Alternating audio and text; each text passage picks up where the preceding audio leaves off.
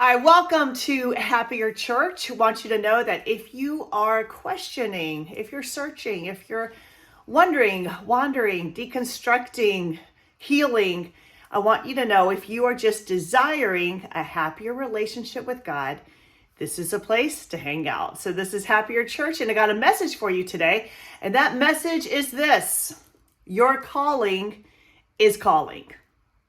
Listen to me, friends. Your calling is calling. There is a reason you're here. If you're watching this, hearing this, tuning in right now, I know this to be true, that there is a purpose for you taking up room on this planet. There is a calling in you. There is a divine assignment on your life. That when you recognize that and move in the direction of that, that is where your blessing is. So if you are feeling today, if you've tuned in, maybe live, maybe you're watching this on YouTube, or you're listening to this on my podcast, or you just stumbled across a little segment of this and want to find out more, this is what I want you to know right now. That if you're feeling unsettled, okay, if you're feeling this emotion of not enoughness, right? If you're feeling, I don't know, is that a real thing? Not enoughness? If you're feeling like there's just more, right? More for you, more out there. There's something you might be lacking, something you might be missing, kind of like a little bit of spiritual FOMO, okay? I want you to think about this. If that's where you are today, then you're in the perfect place, because I believe that unsettled feeling, that desire for more, is supposed to be there. Now, check this out. That desire for more is not supposed to be there to make you feel shame and condemnation. Like, oh, I should be content and I'm not. Or I should be satisfied, but I feel unselfish. Like those kind of things. It's not for that. Oh, my audio just quit. Why did my audio just quit? Hold on. Okay, I don't know what happened there, but it did. So let me go back a little bit. But if you're feeling unsettled, if you're feeling like there's a desire for more, I want you to know the reason for that is because there is more out there. You should be unsettled. You should be desiring more. Now, that is not so that you heap condemnation on yourself, like, wow, I should be content, I should be satisfied, and I'm not. What's wrong with me? I'm being selfish. Like, no, that's not really true. See, you have the Spirit of God in you, and that Spirit of God in you is increasingly wanting to expand. Think about it. The nature of God is expansive. He wants to expand. He wants to become bigger in your life. And so that expansion is that desire for more. That's why you feel like, oh, I need to get out there. I need more. I need to express more. I need to attain more. There's more. But then sometimes it feels so unsettling that we do the most dangerous thing of all. You know what that dangerous thing is? Is we start to buffer ourselves. We start to distract ourselves. The pain gets so big, like that desire for more, and then we think something's wrong with us, or we think we are wrong for desiring more, that we distract ourselves. We get busy. We get on that hamster wheel, and we're like working so that we don't give ourselves time to contemplate, wait, people are living with more freedom than I am. People are living with more abundance than I am. What could I be missing in my life? That is why you're here, because there is something you're missing, and it's your calling. And that unsettled feeling is your calling that is calling. Your calling is calling, my friend. And we have to decide if we're going to answer it or not. So if your calling is calling, I want to tell you 3 things today that's going to help you answer that call on your life. Number 1, and if you're taking notes, and I highly suggest you do, because you remember so much more when you take notes. Number 1, your desire reveals your destiny. Your desire reveals your destiny. So think about this. you may have a desire in your life, and it may be a materialistic desire. It may be like, one of my desires that I held for so long was like this, my dream house on a lake, right? Or maybe it's that really fancy car that you've always wanted. Or maybe it's, you've wanted to have a retreat center, own a retreat center. It may be that you want to, like, whatever it looks like wear fancy clothes, wear really nice clothes. Now, initially you may think, well, that's kind of selfish. That's materialistic. Materialistic is bad.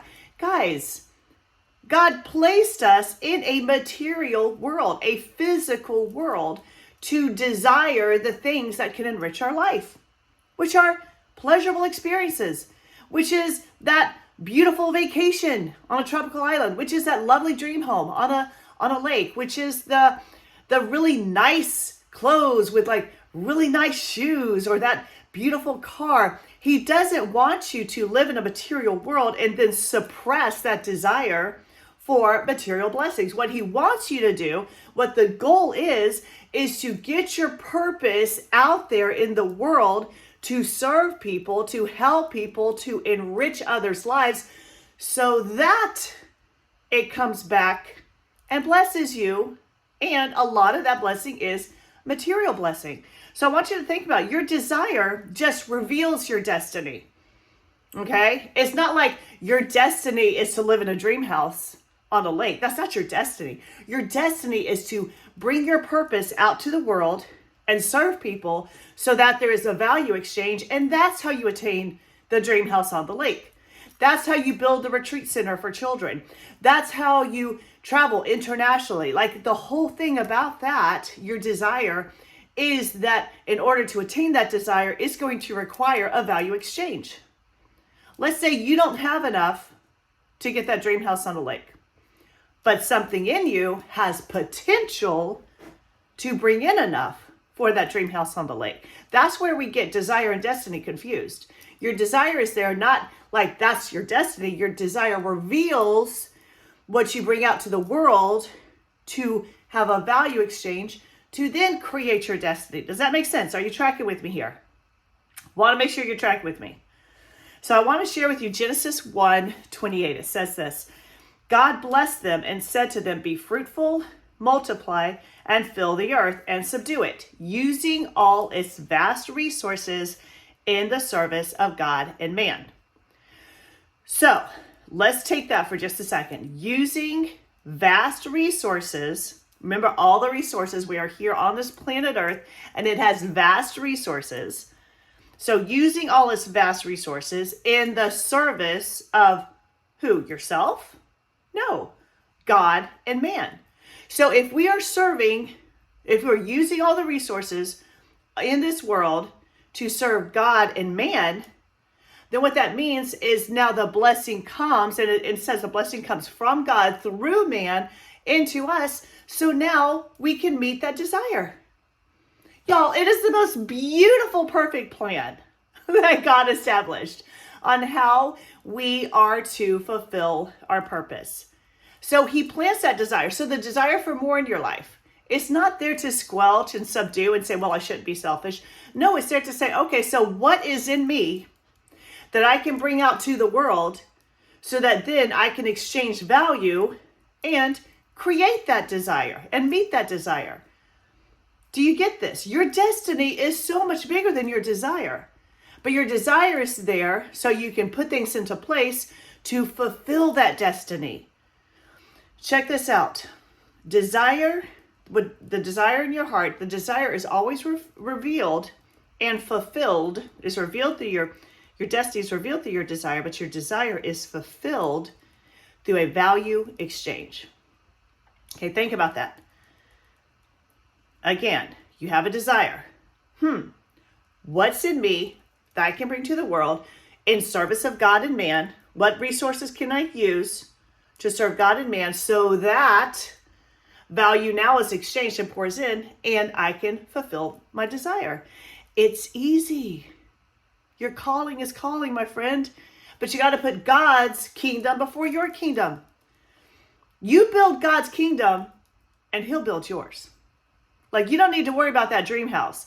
If you are seeking first kingdom, then you build God's kingdom, he's going to build yours. It says in Matthew 6:33, it says, seek, aim at, and strive after, first of all, his kingdom and his righteousness, his way of doing and being right, and then all these things taken together will be given to you besides. What does this mean?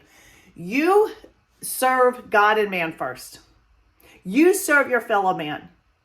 You serve God. You do his will. You expand his kingdom.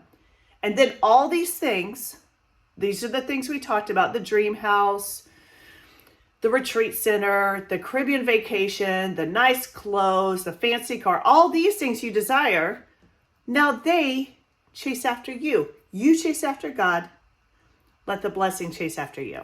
So your desire reveals your destiny. But number 2, your purpose reveals your platform. Friend, your purpose reveals your platform. I want you to think about this.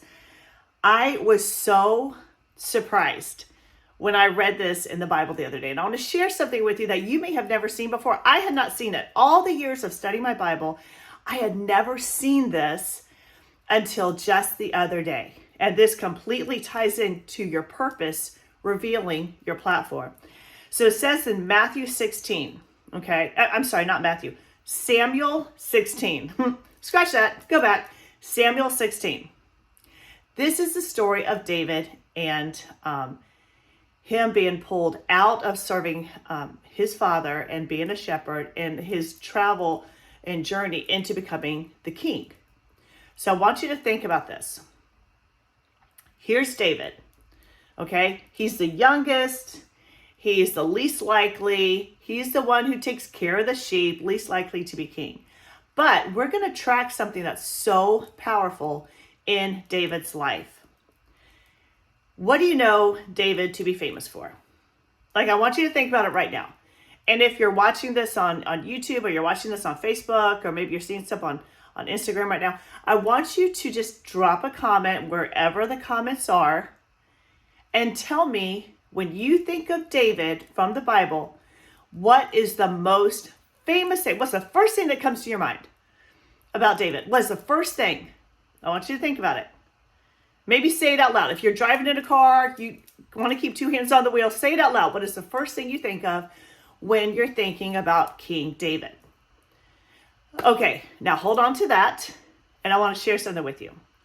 So Samuel 16, Saul was going through a lot of anxiety, and his whole staff was like, we need to find something to make you chill, dude. So let's go look for someone who can play a really beautiful instrument, calm you down. It would be like us saying, oh, you're having anxiety, there's this really good Spotify playlist, it's really calming music, you can chill out with that. So they were looking for someone who could play beautiful music and calm the freak down for Saul, the king at the time. So they were like, okay, David plays a harp.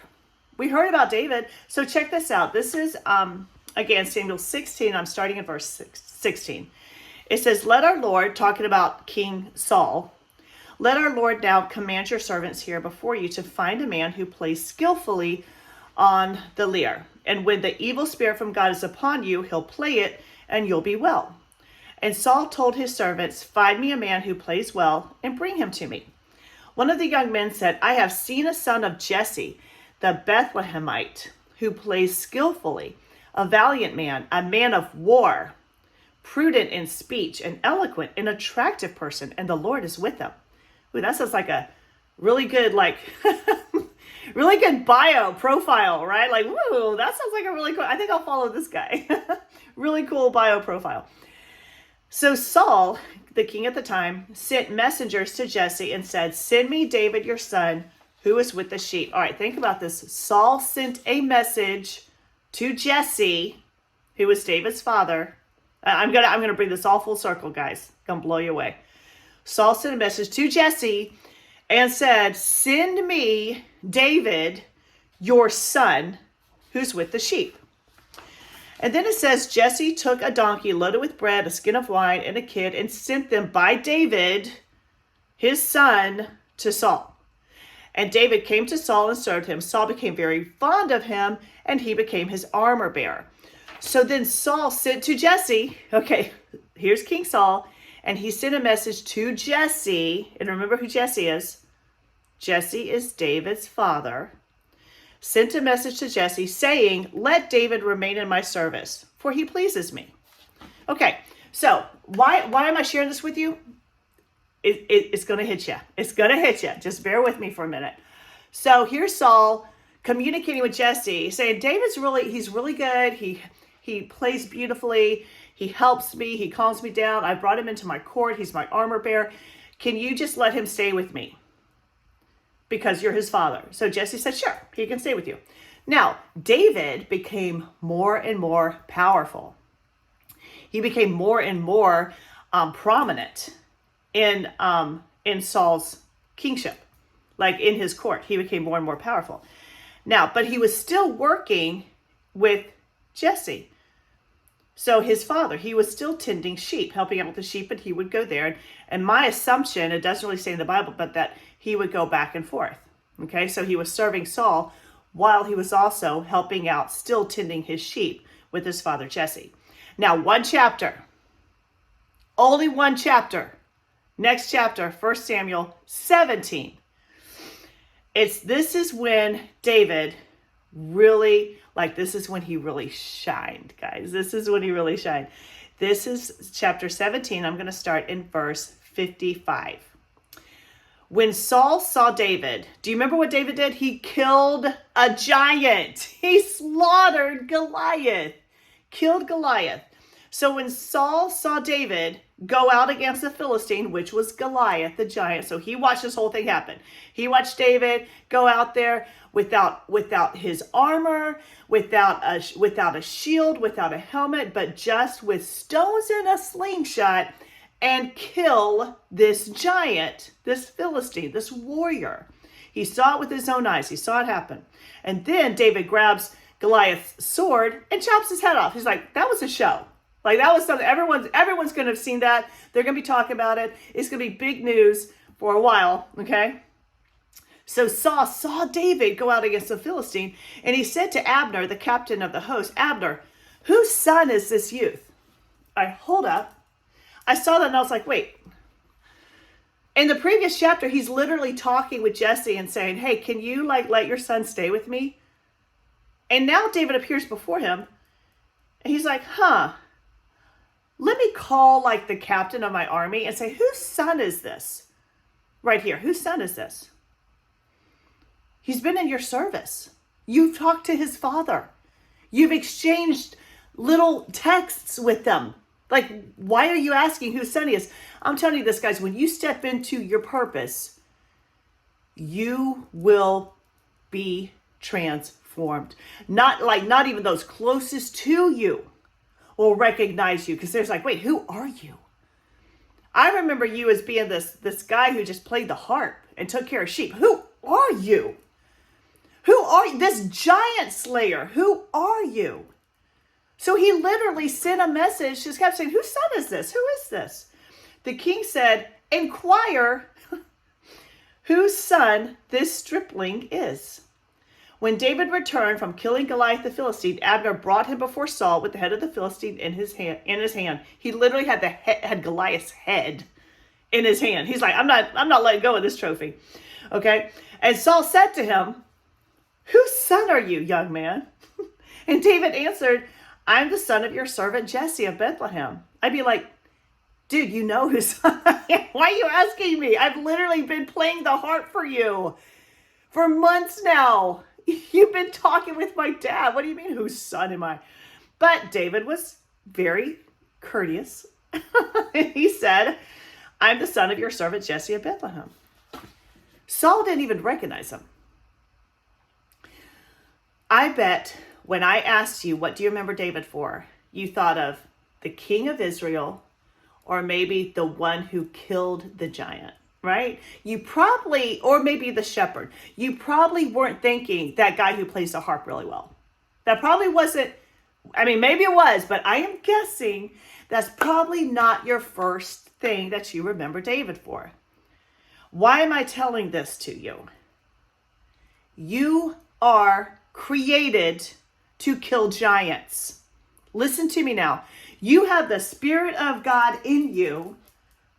You are created, empowered, anointed to kill giants. That is the purpose of your life, to be here on this planet and make an impact for the kingdom of God.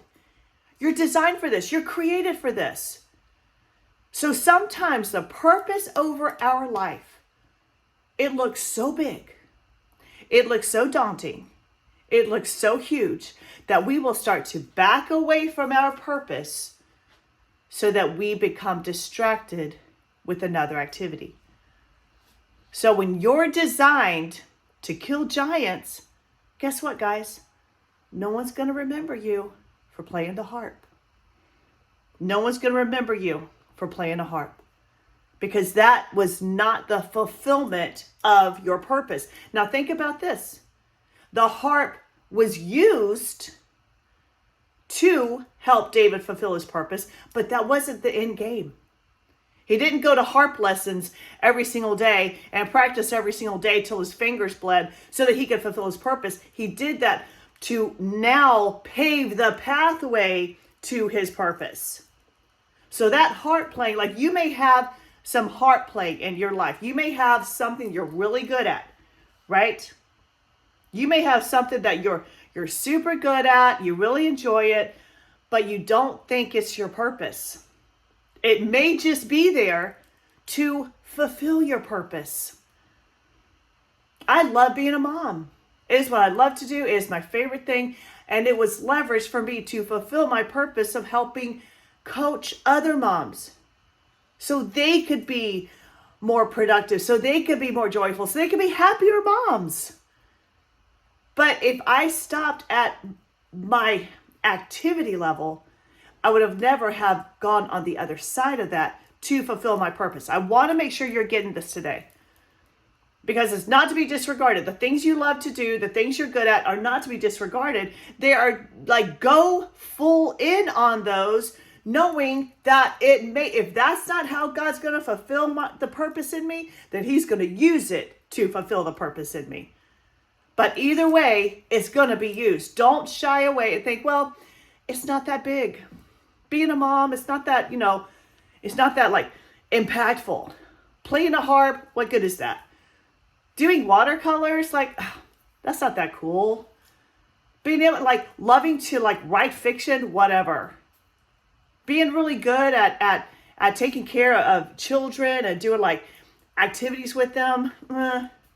Don't disregard that, friend. Your destiny's hidden in there.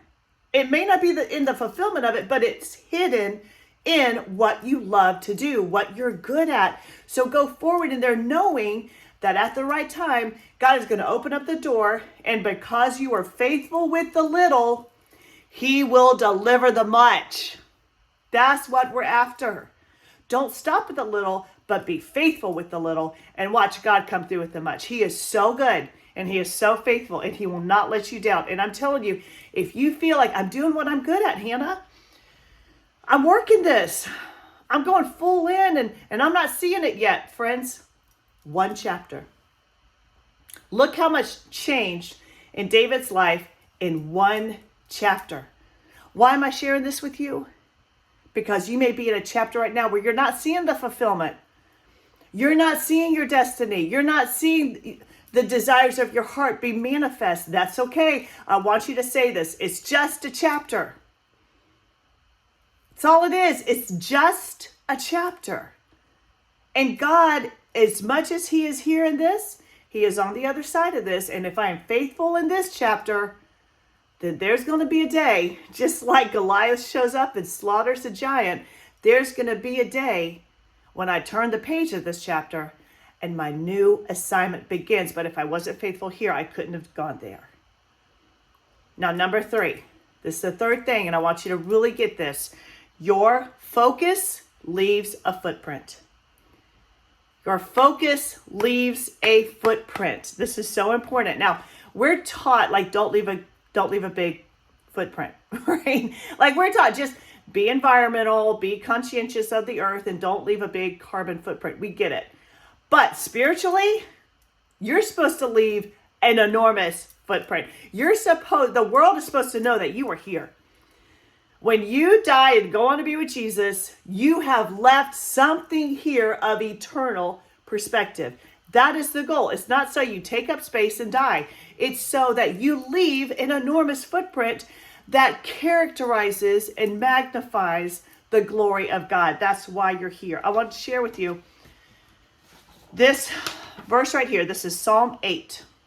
Okay, it's verses 4 through 6. Check it out. What is man that you are mindful of him, and the son of earthborn man that you care for him? Yet, so it's like, who are we? Like, who are we that God even like cares for us? Yet, you have made him a little lower than God. What? What? Check it out. It says right here, God made man a little lower than him. Not way lower, a little lower than him. These aren't my words, friends. These are God's words. You have made him a little lower than God or heavenly beings. And you have crowned him. Woo! Somebody say, I am crowned. Crowned him with glory and honor. You have made him to have dominion over the works of your hand. You have put all things, friend, I want you to say this, all things. I want you to leave it in the comment. All things under his feet. You have put all things under his feet. That is an enormous footprint. You are here to leave a lasting legacy. You're not here to just take up space and die. You're here to leave something behind. Change this world for good. To use the vast resources in service of God and man to pursue his kingdom. And then all things are added. You're not here for your desire. You're here for your destiny. And I want to tell you, friend, when you are pursuing God, and when God is first, and when you are honoring him, you're going to leave a footprint behind. Because your focus will leave a footprint. Is your focus on you? Is your focus on just you getting your needs met? That's a little footprint, guys. You live, you die, you're gone. That's a little footprint if you're just focused on you. But if your focus is bigger, your footprint is bigger. When your focus is a global impact for the glory of God, and I'm going to touch every single life God puts in front of me on the way, that's going to be an enormous footprint that you leave behind. And I am here to partner with you in that. I'm here to walk this out with you. And I am so grateful that you tuned in today to Happier Church. I love you, friend. Mwah! Remember, your calling is calling. Are you going to answer it? I love you guys. Bye-bye.